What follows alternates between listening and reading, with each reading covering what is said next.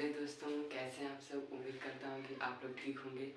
मैं आपके लिए इस वीडियो में काउजेटिव वर्ब का जो सेंटेंस होता है वो कैसे बनता है, अर्थात प्रार्थक क्रिया जो होती है वो कैसे बनती है।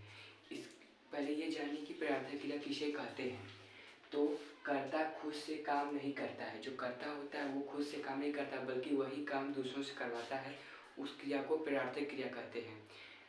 और इसका जो स्ट्रक्चर होता है बनाने का होता है, उसको पहले हम इसमें सब्जेक्ट लिखते हैं, उसके बाद हम मेक या मेड, अर्थात जब प्रेजेंट हो तो उसके लिए मेक का प्रयोग करेंगे और जब पास्ट हो तो उसके लिए हम मेड का प्रयोग करते हैं। और उसके बाद नाउन या प्रोनाउन, जैसे नाउन आ गया किसी का नाम या प्रोनाउन आ गया वो लिखेंगे। फिर उसके बाद भी1 लिख देंगे। जैसे पहला एग्जाम्पल जो दिया है, मैंने राम को हंसाया, मैंने राम को हंसाया, तो इसको कैसे बनाएंगे। पहले हम सब्जेक्ट लिखेंगे, सब्जेक्ट ये है मैंने, तो आई मैंने लिख दिया। फिर उसके बाद लिखना है मेक या मेड, तो हम देखेंगे सेंटेंस पास्ट का है या प्रेजेंट का है। तो प्रेजेंट का तो है नहीं, पास्ट का है, तो पास्ट के लिए हम मेड लगाएंगे। तो हम लिखेंगे आई मेड, उसके बाद क्या है, उसके बाद नाउन या प्रोनाउन लिखना है। इसमें नाउन क्या है, राम, क्या है राम, तो हम लिखेंगे आई मेड राम। फिर उसके बाद लिखना है भी1, तो भी1 है हंसाना अर्थात लाफ। एंड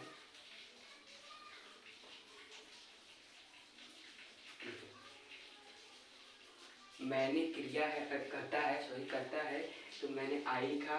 राम क्या है, राम को मैंने हंसाया है, तो राम जो हो गया नाउन। और उसके बाद क्रिया जो है मेड लगेगी, उसमें जो होगा मेक या मेड लगेगा, स्ट्रक्चर है उसका प्रार्थक क्रिया का, मेड लग गया। उसके बाद क्रिया भी1 लिखेंगे। इसे अपने कॉपी पे नोट कर लीजिए। फिर उसके बाद हम दूसरे एग्जाम्पल से देखते हैं। सेंटेंस है कि उसने घोड़े को चलाया, उसने घोड़े को चलाया, तो उसने जो है वो करता है अर्थात सब्जेक्ट है, तो उसने का पहले हम लिखेंगे ही या सी, हम दोनों लिख सकते हैं क्योंकि हमें पता नहीं है कि वो स्त्री है या पुरुष, तो हमने ही लिखा। उसके बाद हम क्या लिखेंगे, उसके बाद हम लिखेंगे मेड या मेक, तो हमने लिखा, देखिए पास्ट है तो हमने लिखा मेड, हो गया। और उसके बाद हम क्या लिखेंगे, नाउन या प्रोनाउन, तो नाउन इसमें क्या है, नाउन या प्रोनाउन, नाउन है घोड़े, क्या है घोड़े, तो क्या लिखेंगे हॉर्स, हो गया। और उसके बाद क्या लिखेंगे भी1, भी1 क्या लिखेंगे राइड,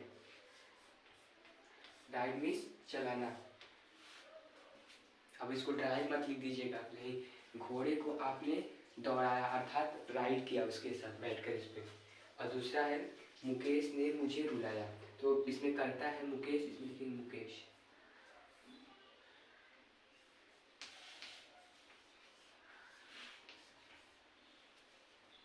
उसके बाद मेक या मेड,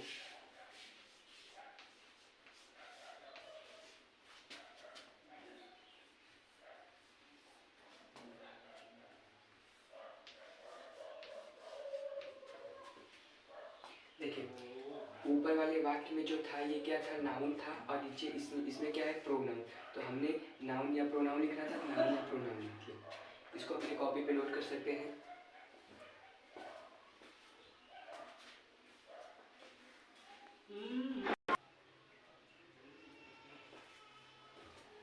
यदि वाक्य जो हो पैसिव वॉइस में आ जाए, कैसे आ जाए, पैसिव वॉइस, पैसिव वॉइस उसे कहते हैं जिसमें कर्ता ना हो और उस वाक्य में जाना धातु लगा, क्या हो, जाना धातु लगा, लेकिन उसका कोई अर्थ ना हो, उसका कोई अर्थ ना हो। जैसे राम को हंसाया गया, इसमें गया का कोई भी अर्थ नहीं है, लेकिन जो ये है ये पैसिव वॉइस है। तो हम देखेंगे कि जब काउजेटिव वर्ब जो है वो पैसिव वॉइस में हो जाए तब कैसे बनेंगे। तो जो इसका स्ट्रक्चर है, तो पहले हम उसका क्या लिखेंगे, इज सब्जेक्ट लिखेंगे, फिर helping verb is are am, present में हो तो, फिर पास्ट में हो तो वाज वेयर, या फ्यूचर में हो तो विल बी शैल बी, और उसके बाद मेड का प्रयोग करेंगे और +2 + भी1। यदि काउजेटिव वर्ब जो एक्टिव वॉइस में हो तो उसमें टू का प्रयोग नहीं करेंगे, लेकिन जब वो पैसिव वॉइस में हो जाए तो उसमें हम टू का प्रयोग करेंगे। तो पहला ये है, इसको सॉल्व करते हैं। राम को हंसाया गया, तो इसको पहले लिखेंगे राम, सब्जेक्ट लिखेंगे, फिर उसके बाद हेल्पिंग वर्ब लिखेंगे। तो इसके लिए हेल्पिंग वर्ब क्या लगेगी, क्योंकि ये पास्ट में है तो इसके लिए वाज या वेयर लगेगा। इसके लिए राम, वाज, और उसके बाद क्या लगेगा, उसके बाद विल भी लगेगा, लेकिन वो फ्यूचर में रहेगा तब। उसके बाद मेड, उसके बाद क्या लिखेगा, टू। फिर उसके बाद V1 क्या है, हंसाना, तो इसमें क्या लिखेंगे, लाफ। ऐसे बनेगा। देखिए पहले मैंने सब्जेक्ट लिखा, फिर उसके बाद हेल्पिंग वर्ब वाज वेयर लिखा, उसके बाद मेड लिखा, उसके बाद टू लिखा, उसके बाद V1 लिख दिया। अब दूसरा देखिए कैसे लिखेंगे, मुझे रुलाया गया। कौन रुलाया नहीं पता है, मुझे, तो आई लिखा मैंने। फिर इसके साथ हेल्पिंग वर्ब की कौन क्या प्रयोग होगी, एम। और उसके बाद क्या लिखेंगे, मेड। फिर उसके बाद टू, लास्ट में लिख देंगे V1 रुलाना, क्राई। देख लीजिएगा, थोड़ा जगह की थोड़ी दिक्कत है। I am made to cry, इसे अपनी कॉपी पे नोट कर लीजिए।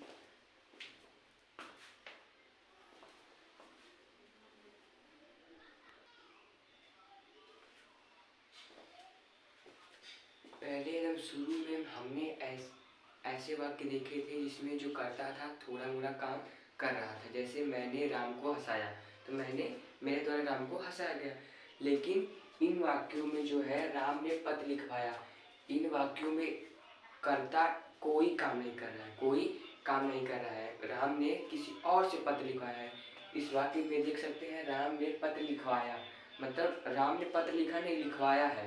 तो इसको बनाने के लिए पहले हम उस सब्जेक्ट लिखेंगे, उसके बाद हैज, हैव, हैड भी लिख सकते हैं, जैसे टेंस रहेंगे वैसे लिखेंगे।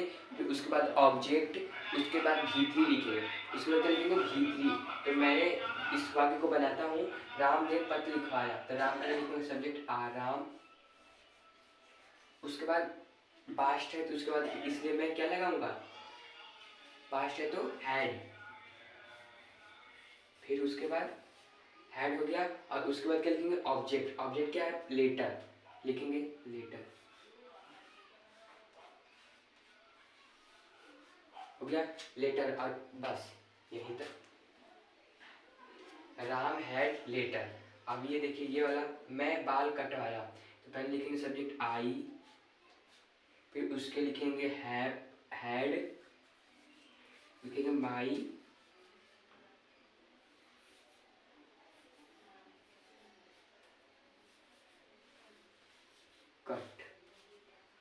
कट लिख दिया, क्योंकि मैं जो बाल कटवाऊंगा मेरा खुद का बाल होगा, इसलिए माई हेयर कट लिखेंगे।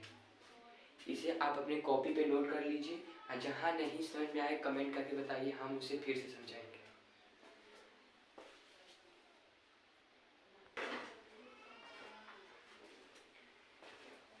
ये जो वाक्य हैं इनके साथ प्रार्थक क्रिया के साथ सकना का प्रयोग हुआ है।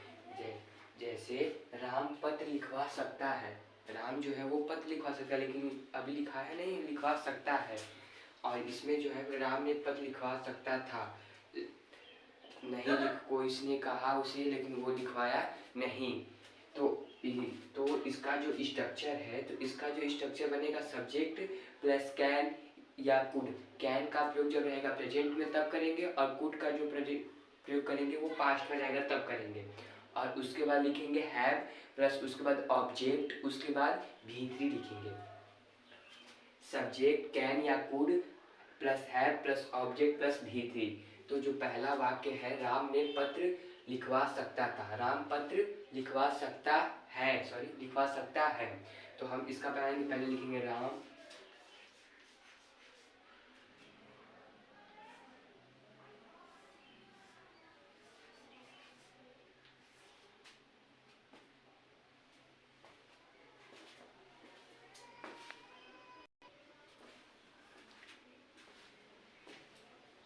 जो ब्लैक बोर्ड पर जो ये लिखे हैं वाक्य, राम पत्र लिखवा सकता है, तो जो भी प्रार्थक क्रिया के साथ सकता है लग जाए, तो इसका जो इन वाक्यों का जो सेंटेंस होता है वो बनता है, पहले सब्जेक्ट लिखते हैं, उसके उसके बाद कैन या कुड लिखते हैं, फिर उसके बाद हैव लिखते हैं, फिर उसके बाद ऑब्जेक्ट प्लस V3 लिखेंगे। पहले हम इन वाक्यों को पहले हम देखेंगे कि ये है कौन सा वाक्य। तो हमने देखा कि राम पत्र लिखवा सकता है, राम जो है वो पत्र लिखवा सकता है। तो पहले हम लिखेंगे, क्या लिखेंगे, पहले सब्जेक्ट को लिखेंगे। क्या लिखेंगे, सब्जेक्ट। इसमें सब्जेक्ट जो है राम है, तो इसमें पहले राम को लिख दिया मैंने, राम। फिर उसको लिखेंगे कैन या कुड। तो हम देखेंगे कि ये प्रेजेंट में है या पास्ट में है। तो ये जो है वे प्रेजेंट में है, तो हम क्या लिखेंगे, कैन, राम कैन। उसके बाद क्या लिखेंगे, उसके बाद लिखेंगे हैव। तो राम कैन हैव। फिर उसके बाद ऑब्जेक्ट। ऑब्जेक्ट इसमें क्या है, लेटर, पत्र, लेटर लिख दिया, लेटर। और उसके बाद लिखेंगे लेटर के बाद V3। V3 क्या है, लिखवाना, रिटेन।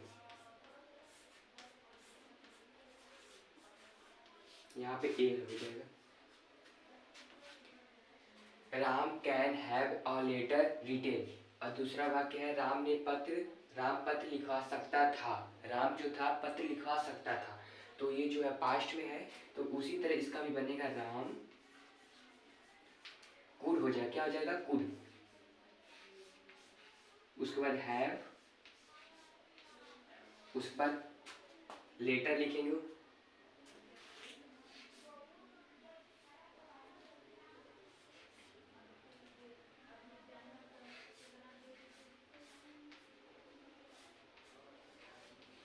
हो गया। देखिए, Ram could have a letter, फिर उसके बाद लिखेंगे V3। V3 वही है, लिखवाना, रिटेन।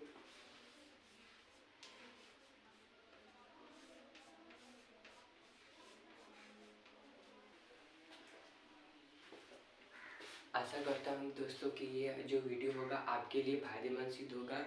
और ऐसे ही जो वाक्य होते हैं जो परीक्षा में, एग्जाम में पूछे जाते हैं। आपको इस वाक्य में कहीं भी कोई भी समस्या हो तो हमें कमेंट करके बताएं, हम उसका उत्तर अवश्य देंगे।